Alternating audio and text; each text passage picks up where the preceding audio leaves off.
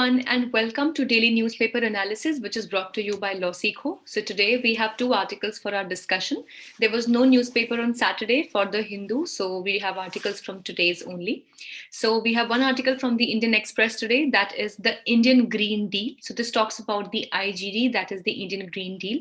So what are the basic tenets of the Indian Green Deal? How will it help in not only mitigating the climate change, but also boosting the economy of the country? Will be discussed in this article. The second article has been taken from the Hindu newspaper, which has been titled as Taxing the Cryptocurrency Transactions, which basically says that now, since we will be having the government regulated cryptocurrency as well in a very short while, so how will we be able to tax this particular thing, and what all provisions do we already have available, and can we or can we not put the cryptocurrency under those regimes and those legal sanctions or not, will be discussed here. This newspaper analysis is presented by me. My name is Sheva Khan. I am a BA LLB law graduate, and I have completed my law degree from Uttaranchal University in the year 2019. I completed my graduation with a gold medal in my batch, and I also have been a national debater as well as a public speaker. Currently at LawSikho, I'm working as an expert for current affairs, and I'm also working as the manager for current affairs vertical. Let's see what is the multiple choice question from our previous discussions.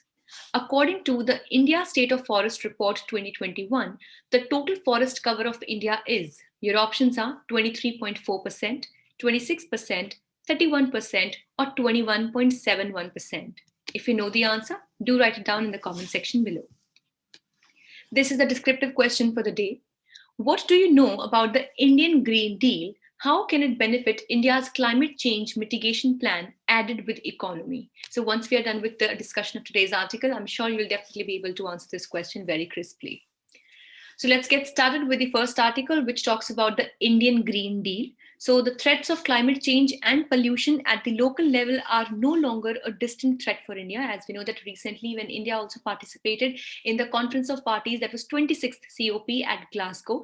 So India also promised to become carbon neutral in the coming times, wherein it also understood that it is definitely the high time to work in the direction for mitigating the pollution as well as the climate change. Also, if we know that 2021 has been one of the 7 warmest years in the all centuries that we have had, and thus the proofs for global warming are definitely evident. So India now is also facing an economic crisis alongside with it. Now, here two problems have been brought together. That is the problem of pollution and with climate change, and of course, the problem of economic crisis. Now, what we have on plate right now is the Indian Green Deal, and this deal has the potential to not only bring forward or to not only mitigate the climate change, but also to help boost the Indian economy. So let's see, the Indian government had promised 10% of the GDP on the Atmanirbhar package. Now, if this package is used judiciously on the Indian Green Deal, India can stay ahead of the climate curve. Let's understand now the policy on which India can act on, like what all we can do. So firstly, we should be segregating the sectors in the Indian economy which have a high carbon footprint. Now, by carbon footprint, we mean that there are different kinds of activities in an economy, right? Now, every activity has different kinds of impacts on the environment. Now, there can be some industries that are not so hazardous to the environment and that they do not emit out a lot of carbon. But there are a lot of industries that have a higher carbon footprint, which means that upon production or manufacturing that takes place in those industries, the carbon is emitted at a higher rate, which means that the footprint of carbon which is left behind with those products is higher. So what we need to do is that we need to segregate the sectors in the Indian economy which have a high carbon footprint. For example, manufacturing of steel is one example of this. And there are other industries like, maybe the industries that work with other stuff that have high intensity of usage of coal. Is definitely these will be the industries that will be having a higher carbon footprint. So the promised GDP can be divided into 3 parts. Now, as we are saying that the 10% of the GDP, which it was saying that would be promised and given to the Atmanirbhar, that is the self-reliant package. So this promised GDP can be divided, further divided into 3 parts. 5% would be for the infrastructure, that is the growth of industries and all roads, buildings, hospitals, etc. 3% for care of the economy, and 2% for the green energy. So with this, all things might go hand in hand, wherein we'll be becoming advanced with the infrastructure on the second side, we'll be moving better with the economy. And on the third side, we'll make sure that we are keeping the economy and ecology both together on our plate.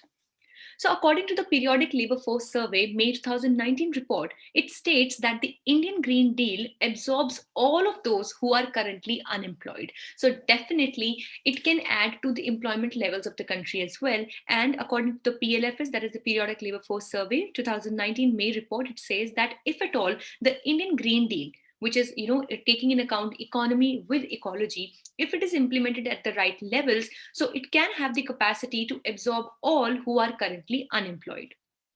So the Indian Green Deal also generates extra jobs. So not just the unemployed can be employed, but also we can have extra jobs in hands. So due to the IGD, the job of 2.4 million can get hiked to 8 million people. So definitely this will be a great chance for not only employing the people who are currently unemployed, but also generating employment for people maybe who can move from outside world, from the outside countries, and can definitely look on for good and better jobs in the country. So, a greener economy is thus a win win proposal for both employment issues as well as the climate change and pollution. So, since India's energy intensity consumption is high, this would save almost one third of the energy. Now, as the kinds of industries that we're dependent on to, they are high in intensity, the energy intensity industries. By that we mean that for the production and manufacturing, they require a lot of energy. So, definitely, if we have such industries, so having a green deal would save almost one third of that energy. Now, the question that remains is how would India fund such an amount, and that too for a continuous period of 10 years? So, what all can we do to bring in the funds that we will be requiring for the proper implementation of the Indian Green Deal? So, here are some methods or some steps that the article suggests.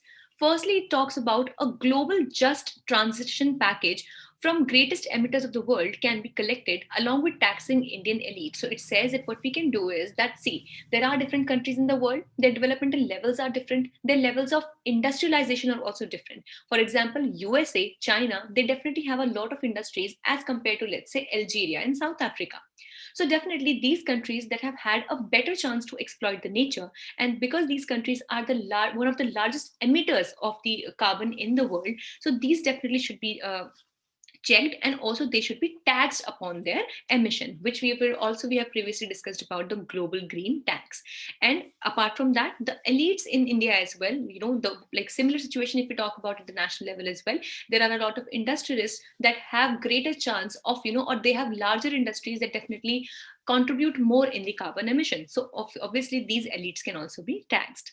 So, in a broad sense of the term, both of them are the actual ones responsible for carbon emissions. Now, of course, see, if we talk about a small, a very small businessman, a person who works in the village, now that person definitely is not contributing a lot to the carbon emissions as compared to a person who is a huge industrialist whose industries, are all around the country or all around the world. And definitely these industries are causing a lot of carbon emissions. So, in reality, these are the people or these are the countries as such at a larger level that are the biggest emitters of the carbon, and that is why these should be more responsible as compared to other people in the world. So a global carbon tax would earn India 270 billion US dollars more than what is required for the Indian Green Deal program. So if at all we will be able to put up this global carbon tax, so we will definitely be in a surplus amount of money, even though as much is required for the Indian Green Deal. For taxing the Indian elite, luxury items can be taxed at high rates. So luxury items basically are the items which are not used by the average population. Now this could be a specific model of car, a specific model maybe let's say of iPhone. There are people who have gold iPhone and other kinds of customized such services. So if at all these are such luxury items, they can be taxed for the elite class people. So the rich can also be levied a carbon tax since their carbon emissions are 5 times as much as the poorest. And the Indian Green Deal solves two of the most pressing issues of India, that is the emissions as well as equity. One is related to the ecology and the other related to the economy. So definitely, if at all this Indian Green Deal is set onto the right pace, we will definitely have not only a boosted economy, but also a very highly supported and sustainable ecology.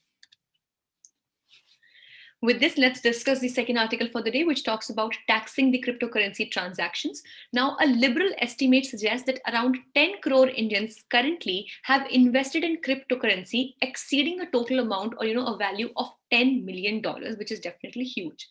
So the Indian tax authorities will have a Herculean time to track and tax these transactions. Now, as we know that generally under the Income Tax Act, the income in India is taxable, right? Now, if at all we will be generating any kind of income through the cryptocurrencies, so definitely, it makes sense that this is also taxed. But for that, we need to understand that do we already have any mechanism or any system already available through which we can tax the cryptocurrencies, or will we be requiring another set of rules that would make it more feasible for the cryptocurrency to be taxed?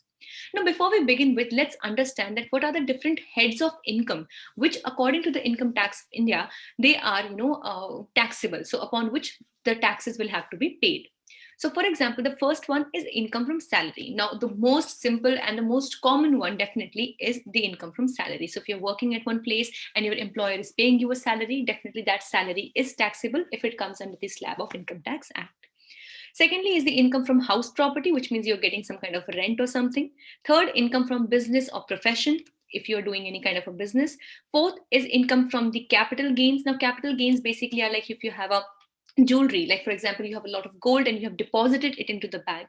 Now this is a kind of a capital, which from which you are gaining some amount of money, so bank definitely gives you some interest on that gold. So that is a kind of a capital gain. And income from other sources is, for example, you get any income from a lottery. If for example, you go and win a game in the Kaun Banega Crorepati and some such similar quiz games or something like that.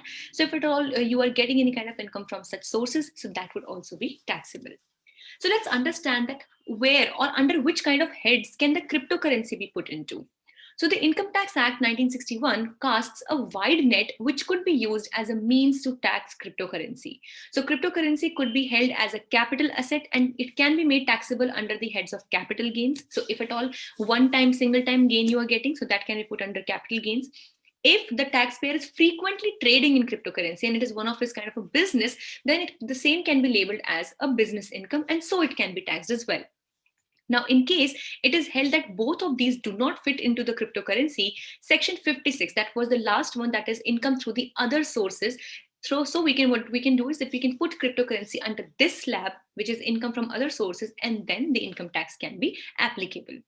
Now, here are varied interpretations on this front. So let's see what are they. Firstly, it says that the absence of clear tax provisions make it difficult to tax mined cryptocurrencies. Now, what happens is that, see, there is no clear slab under which, the cryptocurrencies can be put. For example, the income was clearly coming under the, the income from salary. So then otherwise from business, it was directly coming from there. For gold, etc., that was coming directly in the capital gains, and so on and so forth. But when we talk about the cryptocurrencies, there is no clarity as to under which slab or under which kind of head of income will it fall. Now, this can definitely give a way to the people to escape the taxation under the cryptocurrencies. So definitely it would make it difficult for the authorities also to tax it in the right way. Secondly, the capital gains fail to compute the tax in these cases since it is difficult to compute the cost of acquisition. Now, at one point of time, what exactly is the cost of acquisition? Now, for example, when we talk about gold, so gold definitely has some set precise value on a particular day, but that might or might not be the case for the cryptocurrencies, because the cryptocurrencies are also like many of them. For example, Bitcoin, we have Doge, we have Ethereum, etc. So definitely the cost of acquisition cannot be certain at one particular time. And thus, if we try to put it under the capital gains, it might not be very easy to compute the exact, cost of its acquisition. Yes, that which means the cost at what we are holding that cryptocurrency. Secondly, being of a volatile nature, it is difficult to compute a fair market value as on the date of generation. The same goes for the normal market value of that cryptocurrency at that particular point of time as well.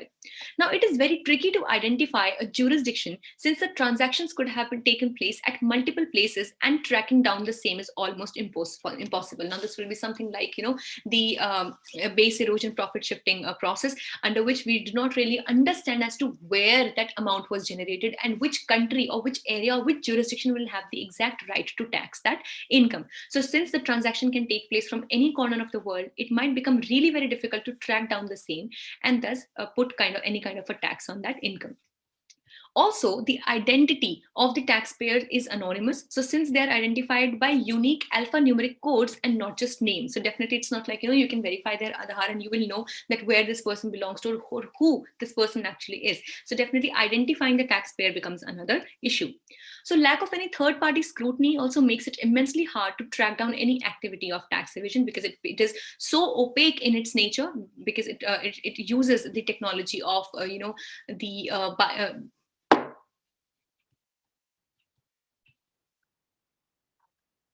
of blockchain, which definitely makes it very difficult to track the entire process. So this also means that in case they are reported of any cryptocurrency transaction, it is almost impossible to verify it. And also the payments for physical goods that were made through cryptocurrencies again become a nightmare to track and verify. So the income tax policymakers, what they can do is that they can mark special events as taxable and incorporate survey options. So we can definitely have that this particular, so we can have more clarity as to what kind of events would come under what kind of taxation, and the taxpayers too need to be made extensively aware of such statutory provisions and amendments. Then the mandatory tax disclosure, like that is there in US, can be incorporated, and international legal framework too needs to be strengthened for information exchange, because the transaction in the bitcoins or transaction in the cryptocurrency, for a larger say, they take place mostly on the international front, and that is why international cooperation is highly sought. The government officials at all levels have to be adequately trained for the same and raising timely red flags whenever necessary. So definitely a lot has to be done if at all we need to tax the cryptocurrency transactions. So this was all for the day. We hope it was a good session for you all. Thank you so much for staying tuned with LawSikho. If you liked it, please give it a thumbs up and do subscribe to our channels. If you wish to download the PDF of today's slides, please join our Telegram channel. The link is there in the description box below. Also, you can scan this QR code that you can see on your screens right now. For other content, please do not forget to follow us on our official Instagram channels for Judiciary, CLAT Prep, UGC Net, and other law finance exams. Thank you so much.